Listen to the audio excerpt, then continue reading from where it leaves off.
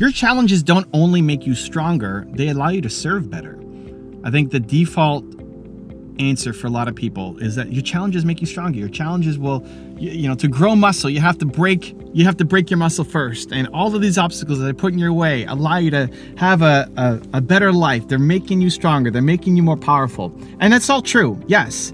And the thing that helps me the most is just tying it back to service, because I think, humans are built to serve. You are built to serve. When you can connect the challenge that you're going through as something that's then going to inspire and help other people, at least for me, it always gives me a lot more strength and a lot more courage to do the thing that I need to do, as opposed to it just being about me getting stronger.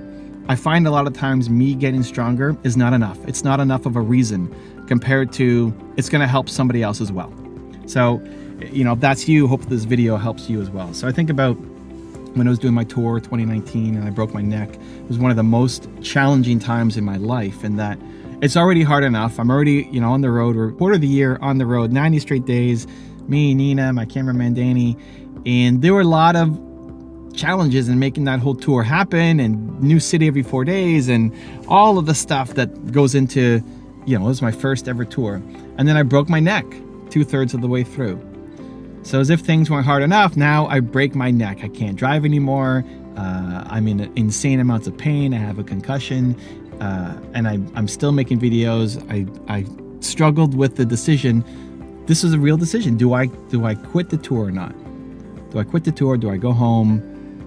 There's still another month on the road.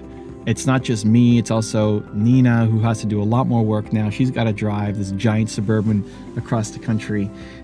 Danny, the camera guy, has to do a lot more work. It's a lot of stress. I'm basically out of commission, and all I could do was talk, which is great for speaking, but sucks for everything else. So what do we do? The thing that made me want to at least try to keep going, I didn't know that I would go for another month, but I thought, let's just do the next city. Let's just do the next city. Let's go to Kansas City. Kansas City was the next stop. Let's go to Kansas City and see what happens. What got me through it was thinking about somebody in the audience, thinking about one of you guys who was struggling with something physically.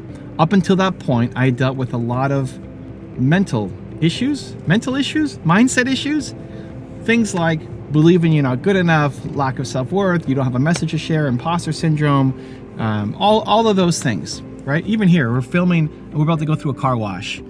We're next, so we're probably gonna get some crazy noise. I don't have to talk loud. I used to be so worried about that stuff that I wouldn't film. Like, oh, I can't film going to a car wash, the noise, whatever. Now I look at it as opportunities. Like, let's go. Like, that's not a good enough reason. Maybe the video quality sucks. I hope not. Maybe you can't hear me loud enough. I hope not. But not letting those things get in your way, because that stuff happens all the time. Like, that stuff happens all the time. And look, we're next. You guys can see it says car wash. We're next, depending on how long that guy ahead of us takes. You might see it in this video. I dealt with a lot of those mindset issues, those lack of belief issues, those worthiness issues, and I battled them, and I've been through them, and have a few lessons to share. And over the years of me trialing and failing, and 20 plus years of doing this, my hope is to make the path a little bit easier for you, so that you don't have to struggle as much as I did. The path can be a little bit sooner, a little bit faster, a little bit less painful, right? But I'd never been through anything really physical. Thank you. I've broken my toe. I remember breaking my toe and then going for a run, and I was doing an Instagram live at the time. It was like a light run, fast jog, and my toe was hurting so much, and I just kept powering through it. Then later realized I broke my toe. But that's not really anything major, right? For somebody's going through something physical and major, it's like, you broke your toe, come on, it's not a big deal. And so I never felt like I could serve or push people who had a physical limitation, had a physical kind of injury, because I'd never gone through it, and I don't feel right pushing people on things that I haven't experienced in some form myself, right? So here I am, 2019. Now I break my neck. Now I have a concussion. I'm in more pain than I've ever been in my life. Concussion, if you haven't been through it, is just devastating, because it's not just the physical pain of not being able to move your body and, you know, neck, and potential having spinal surgery, which is crazy scary, but also not being able to think clearly. For me, I value that a lot. Like, I love thinking. I love problem solving, and not being able to think clearly and just be a vegetable on the couch all day was devastating. So getting through that, and then deciding I'm gonna keep going. I'm gonna at least try for the next stop in Kansas City. Why? Because if I can get through this, yes, it's a challenge that will teach me and make me stronger, and I have a lesson that I can learn from it. But if I can get through this, then hopefully it can serve as an inspiration for other people who are going through something physical as well. That it's not just a mindset issue, but they have physical limitations. The first night in the hospital, I was a train wreck. Then I came home and to our Airbnb. They let me out of the hospital, and I remember two specific moments. One, trying to get into the car. So we're at the hospital, I get discharged, I'm excited, go home, fresh air, oh my gosh, it's amazing. And I have this neck brace on, I can't move, I'm very low flexibility, and I'm now the passenger. I'm not allowed to drive because I can't turn my head. So Nina has to drive. And I'm in the parking lot of the hospital, and I'm trying to get into the passenger side. I'm in the passenger seat right now of my car. I'm trying to get into the passenger side of the car, and I can't. And it hurts too much. And I get to the point where I have one foot in the car and one foot out of the car. And it's a Suburban, so it's this giant step up to get in. And I remember I was in so much pain that I couldn't go forward into the car. I didn't have the strength. And every time I lifted off, it killed everything in my body. The whole, all my back up into my neck, everything was in massive pain. But I also couldn't get back down, because that was hurting too much too. So I was stuck in this limbo of I can't go forward, I can't go back. Nina's trying to, push me up to get me in. And then I remember just crying. I'm in the parking lot of we're going to the car wash. I'm in the parking lot. I'm gonna have to talk louder. I'm in the parking lot of the hospital, and I'm crying out of frustration. And I can't remember the last time I was that frustrated that I just broke down and cried. And I didn't know what to do next. Everything hurt. I can't move forward. I can't move backwards. I'm just overwhelmed by pain and frustration, and I'm crying in the parking lot of the hospital. Eventually, Nina just pushes me in.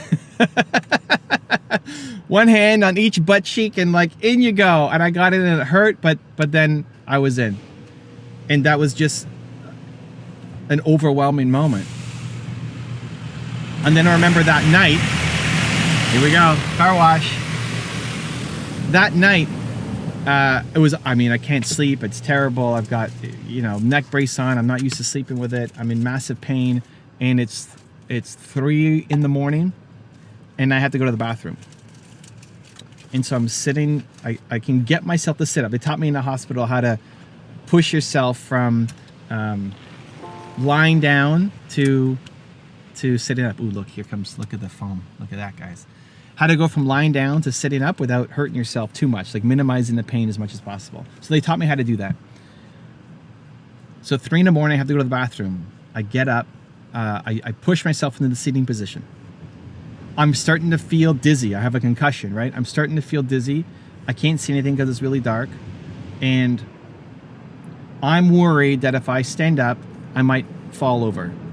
How I got the concussion was I fainted. I fainted, my head on the wall, and then cracked the back of my neck open. I'm worried that if I stand up, I might faint and I might fall over again. And Nina's asleep next to me. Look at this. Were you sleeping on the floor? Nina's joining in. Nina, Yeah. you were on the bed. I was sleeping on the floor. Were you on the floor? That will wake you up. She was afraid she was gonna wake me up. Bless Nina's heart. She had no sleep during this whole time too, right? So she's asleep. It's 3 a.m, and I don't want to wake her up, One, because I feel bad for her because she hasn't slept at all, but also I feel helpless. I feel so helpless that I'm in all this pain and I can't even go to the bathroom by myself. Like I need help to go to the bathroom. I felt so helpless.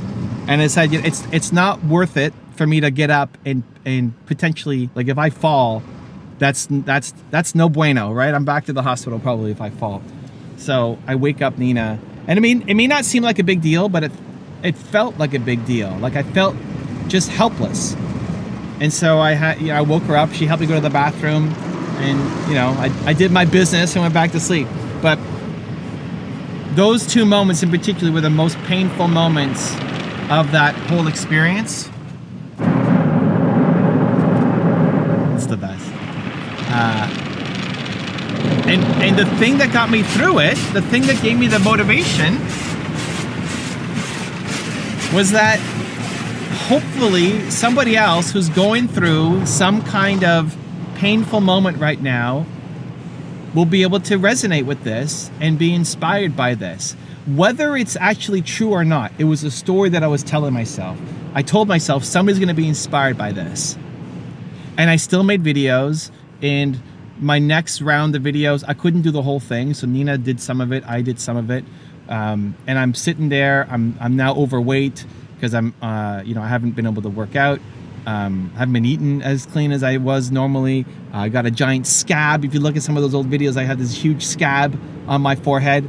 Again, normally like, oh my gosh, I got this giant scab on my, you might be worried about a little pimple. I got this giant scab coming down my forehead. I look like Harry Potter. The thing that gets me through it is other people who have some kind of issue, like they're having a bad hair day or a pimple on their face, might be inspired by this to go and take action. What? Nina has a pimple on her. You want to show everybody your pimple on your forehead? Yeah. Again, whether it's true or not, it was a story that I was telling myself that somebody else is going to be inspired by this, and it's going to allow them to go and do their thing. Now, fast forward, we make the videos, we release the videos. A lot of people were inspired by it. A lot of people did message me, DM me, email me, tell me in future interviews, I was telling myself I couldn't do this because of X, because I had a headache. And here you are doing your videos with a concussion, giant scab on your face, neck brace, in massive pain, breaking your neck. And I told myself, what? I have no excuse. I'm going to go do my thing because Evan did his thing. But again, whether it was true or not, the thing that got me to get through the challenge in a way that I'm proud of myself for was the connection to service. That it's not just here to make me stronger, which it did, made me incredibly, like I can't believe I did that. That guy is still in me, that I could go and do that again. Hopefully don't break my neck again, but I could do that. It made me stronger, but even more valuable is me feeling like this is gonna mean something to somebody else. So whatever challenge you're going through, understand that yes, your purpose comes from your pain. This will make you a better person.